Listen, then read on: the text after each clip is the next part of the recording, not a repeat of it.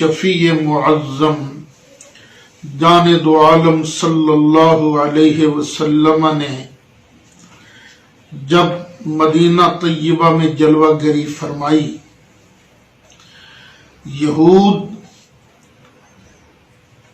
یہ پہلے ہی سرکار کی نبوت کا سن کر جل بھن کر کوئلہ بن چکے تھے۔ انہوں نے نبی کریم علیہ السلام کو تنگ کرنا شروع کیا۔ خیر وہ نکالے گئے مدینہ منورہ سے، بنو قریظہ، بنو نذیر، ان کو خارج کر دیا گیا۔ ان کے لیڈر عبداللہ بن سبا نے میٹنگ کر کے کہا کہ بھئی ایسے ہم لڑ کر مسلمانوں سے جیت نہیں سکتے، اب یوں کرو ان کو آپس میں لڑاؤ۔ وہ بظاہر مسلمان ہو گیا، مسلمان ہو کر اس نے اب صحابہ کرام رضوان اللہ علیہم اجمعین کے خلاف بک بک کرنی شروع کر دی، یہ ظالم ہیں، یہ غاصب ہیں۔ تو اسی کی پیروی میں شیعہ فرقہ وجود میں آیا، تو شیعوں نے بھی صحابہ کرام رضوان اللہ علیہم اجمعین کے خلاف تبرہ بازی شروع کر رکھی ہے۔ یہ ان کے دو ہی تو قانون ہیں، تولا اور تبرہ۔ یہ اتنی دیر تک شیعہ بنتے ہی نہیں جب تک یہ ابو بکر صدیق، عمر فاروق، عثمان غنی رضوان اللہ علیہم اجمعین کو گالیاں نہ دے لیں، ان کو گالیاں نہ دے لیں جن کے پیچھے حضرت علی مرتضیٰ نے نمازیں پڑھی ہیں۔ آج کل پھر شیعہ حضرات بڑے تیز ہو رہے ہیں، جی حضرت ابو بکر صدیق نے بی بی زہرا کا حق کھا لیا تھا۔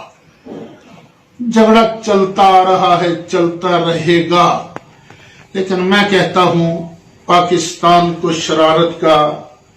شرارت کی آمیاج گاہ مت بناؤ، اور فیصلہ اللہ کے قرآن سے کرا لیتے ہیں۔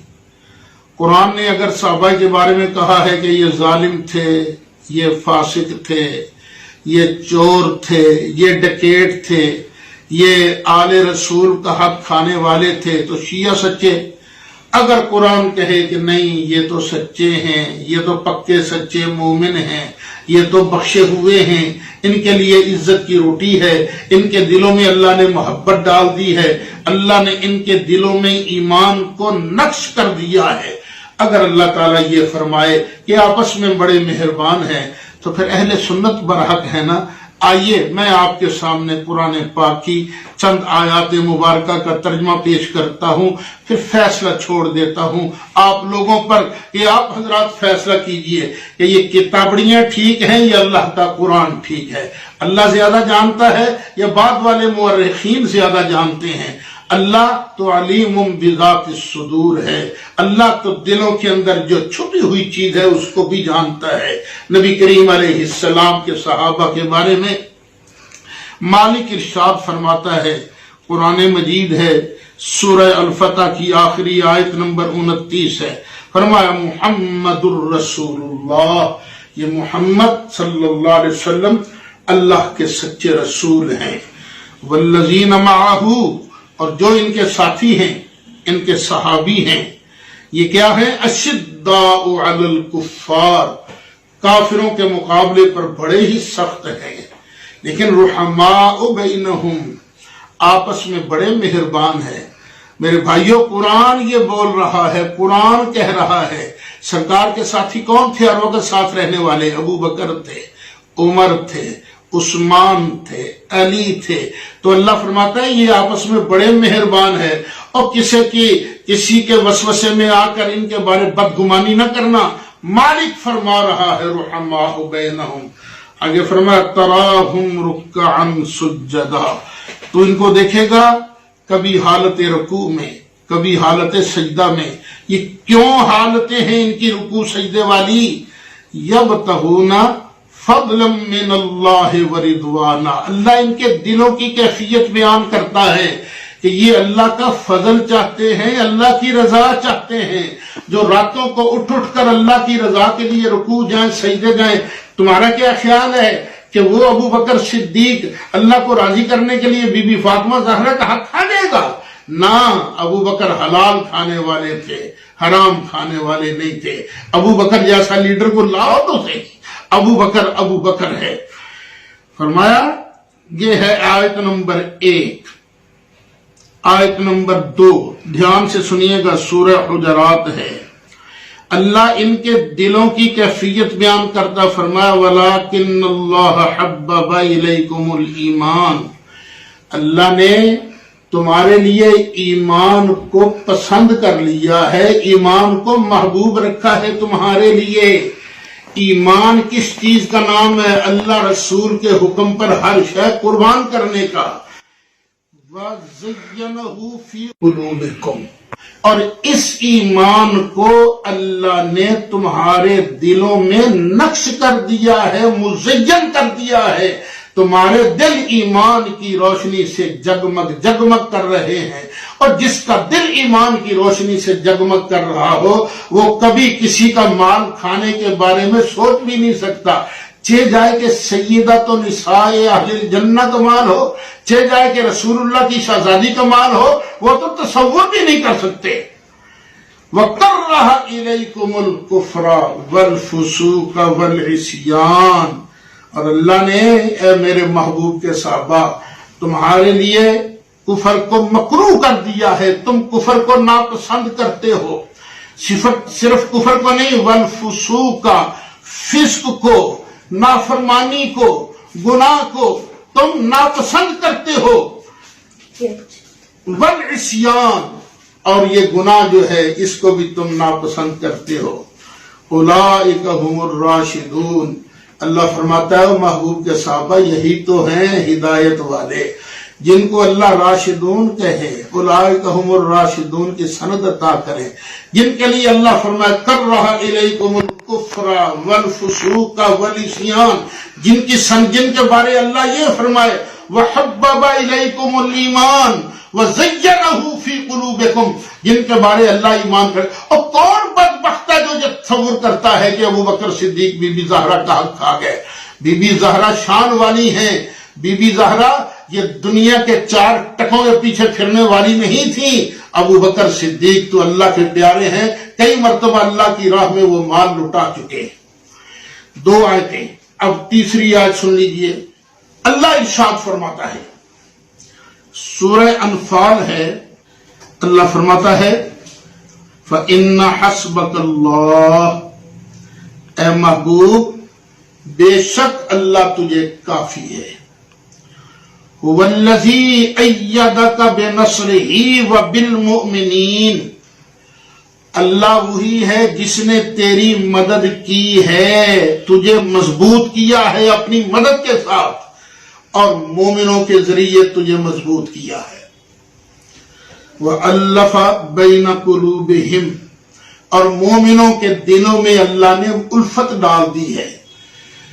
اللہ جن کے ذریعے مضبوط کرے، کیا وہ لوگ جن کو اللہ نے محبوب کی مضبوطی کے لیے چن لیا، وہ محبوب کی آنکھیں بند ہوتے ہی اس کی شہزادی کا حق کھا جائیں گے؟ کچھ عقل سے بھی تو کام لو نا، اور تمہاری عقل گئی کدھر ہے؟ کیوں تم یہودیوں کے کہنے پر مسلمانوں کو پارا پارا کرنے کے لیے اس طرح کی باتیں کر رہے ہو؟ قرآن دیکھو، قرآن کیا کہتا ہے، وَأَلَّفَ بَيْنَ قُلُوبِهِمْ، اور اللہ نے ان مومنوں کے دلوں میں محبت ڈال دی ہے، پیار ڈال دیا ہے۔ ابو بکر اور علی کے درمیان بڑا پیار تھا۔ لو انفقت ما فی الارض جميعا، حبیب ان کے درمیان الفت پیدا کرنا یہ پتہ کتنا بڑا کام ہے۔ اگر تم ساری روئے زمین کی دولت بھی ان پر خرچ کر دیتے تو تم ان کے دلوں میں الفت پیدا نہیں کر سکتے تھے۔ یہ میں اللہ کا کام ہے کہ میں اللہ نے تیری محبت ان کے دلوں میں ڈال دی ہے، اور یہ آپس کے اندر پیار کرنے والے ہیں۔ وَلَٰكِنَّ اللَّهَ أَلَّفَ بَيْنَهُمْ إِنَّهُ عَزِيزٌ حَكِيمٌ یا ایھا النبی حسبک اللہ، اے غیب کی خبریں دینے والے نبی تجھے اللہ کافی ہے۔ وَمَنِ اتَّبَعَكَ مِنَ الْمُؤْمِنِينَ، اور وہ لوگ بھی جنہوں نے مومنوں میں سے تیری اتباع کی ہے، جو تیرے پیچھے پیچھے چلے ہیں۔ محبوبہ وہ تیرے لیے کافی ہیں۔ کیا نبی کریم علیہ الصلوۃ والسلام، جو شیعہ حضرات کا بھی عقیدہ ہے سرکار غیب جانتے تھے، کیا ان کو اتنا بھی نہیں پتا چلا کہ ابو بکر کے دل کے اندر کوڑ ہے، ابو بکر کے دل کے اندر سیدہ طیبہ طاہرہ حضرت خاتون جنت کے بارے میں کوڑ موجود ہے؟ تو کیوں کہا مرو ابا بکر فلیصلی بالناس، کہ اس مصلی نبوت پر، میں مصطفیٰ کے مصلی پر ابو بکر کے علاوہ کوئی اور کھڑا نہیں ہوگا؟ کیوں سارے صحابہ کو سرکار نے فرمایا، سختی سے فرمایا ابو بکر کے پیچھے نماز پڑھو؟ حضرت عمر نماز پڑھانے، ایک دفعہ نماز پڑھانے کے لیے تیار ہوئے، آواز آئی، فرمایا لا لا لا، اس مصلی پر ابو بکر کے علاوہ کوئی نہیں کھڑا ہو سکتا۔ تو کیا نبی کو اتنا نہیں پتا تھا؟ کیا اللہ کو اتنا نہیں پتا تھا کہ کس ابو بکر صدیق کو مصلی پر کھڑا کر رہے ہیں جو آتے ہی خاندان نبوت پر ظلم ڈھائے گا؟ اور نہیں، اللہ نے چنا ہی اس کو تھا جو خاندان نبوت کا بھی وارث تھا، ان کی بھی خدمت کرنے والا تھا، اور ایک ایک غریب مسلمان کی بھی خدمت کرنے والا تھا۔ اب سورہ انفال کی سیکنڈ لاسٹ آیت سن لیجیے۔ پتہ نہیں کس منہ سے آپ، ان کے جگرا ہے کہ وہ صحابہ کرام کو گالیاں دینا شروع کر دیتے ہو؟ کیوں یہودیوں کو مشن کو پورا کرتے ہو؟ کیوں قرآن کو مشکوک بناتے ہو؟ سنو، اللہ فرماتا ہے الذین آمنوا، جنہوں نے ایمان قبول کیا، ایک، وہاجروا، اور ہجرت کی، وجاہدوا فی سبیل اللہ، سورہ انفال پڑھ رہا ہوں، آیت نمبر 74 پڑھ رہا ہوں، سیکنڈ لاسٹ آیت ہے۔ الذین آمنوا، جنہوں نے ایمان قبول کیا، وہاجروا، اور ہجرت کی، وجاہدوا فی سبیل اللہ، اور اللہ کی راہ میں جہاد کیا، والذین آووا ونصروا، اور وہ لوگ جنہوں نے ان آنے والوں کو مکانات دیے، جگہ دی، ونصروا، اور مدد کی۔ اللہ فرماتا شک نہ کرنا ان کے بارے میں، اولئک هم المؤمنون حقا، اور یہ پکے سچے مومن ہیں۔ جو پکا سچا مومن ہونا، وہ کسی عام آدمی کا بھی حق نہیں کھاتا۔ سیدہ طیبہ طاہرہ کا حق کیسے کھائے گا؟ کیوں اپنی قبریں خراب کر رہے ہو؟ اللہ فرماتا ہے وہ پکے سچے مومن ہیں، لہم مغفرہ، ان کے لیے تو بخشش ہے۔ اور جس ابو بکر کے بارے اللہ بخشش کا اعلان کرے، جس عمر کے بارے اللہ بخشش کا اعلان کرے، جس عثمان و علی کے بارے اللہ بخشش کا اعلان کرے، تم اس کے بارے بکواس کر کے اپنی قبروں کو کیوں خراب کر رہے ہو؟ باز آ جاؤ۔ اور آگے اللہ فرماتا ہے لہم مغفرۃ ورزق کریم، اور ان کے لیے عزت کی روٹی ہے۔ میں الحمدللہ اہل سنت کا خادم ہوں، اکثر مجھے جانا پڑتا ہے، محافل میں، جلسوں میں جانا پڑتا ہے، اور جہاں جاتا ہوں لوگ بڑی محبت سے کھانا کھلاتے ہیں۔ لوگ ویسے بھی درخواست کرتے ہیں جی مہربانی کیجیے ہمارے ہاں آن کے کھانا کھائیے، تو بڑی محبت سے کھانا کھلاتے ہیں، بڑی عزت سے کھانا کھلاتے ہیں جلسوں والے بھی، اور میں بڑا خوش ہو جاتا ہوں، وہ ابھی میری بڑی عزت ہوئی۔ جس سعید اسد کو اس دنیا کا کوئی آدمی عزت سے کھانا کھلائے تو سعید اسد بڑا خوش ہو، اور جس ابو بکر کو اللہ تعالیٰ جنت کے اندر عزت سے کھانا کھلائے گا، اس ابو بکر کی عظمت کون بیان کر سکتا ہے؟ اور باز آ جاؤ خدا کے لیے، باز آ جاؤ، صحابہ کرام کے خلاف تبرہ بازی بند کرو۔ یہ تمہارا اصول ہی غلط ہے، تولا اور تبرہ کا۔ ٹھیک ہے ولا رکھو تم آل رسول کے ساتھ، لیکن نبی کریم علیہ السلام کے صحابہ جنہوں نے ہر مرحلے پر اہل بیت اطہار کی مدد کی ہے، ان کی خدمت کی ہے، ان کی خدمت کو اپنے لیے فخر جانا ہے، ان کے خلاف اس طرح کی باتیں نہ کیا کرو۔ تم نے تو ایسی باتیں گھڑ رکھی ہیں کہ سنتے ہی بندے کا سر شرم سے جھک جاتا ہے۔ یہ کیسے لوگ ہیں جو آل رسول کے بارے میں ان کی محبت کے پردے میں ان کو گالیاں دے رہے ہیں؟ او اللہ تعالیٰ تمہیں ہدایت نصیب فرمائے، اسی کو کافی جانو، وگرنہ مناظرہ کا میدان بھی تیار ہے۔ جس کا جی چاہتا ہے، جو مناظرہ کا چیلنج کرتے پھرتے ہیں، بسم اللہ، آ جائیں میدان کے اندر۔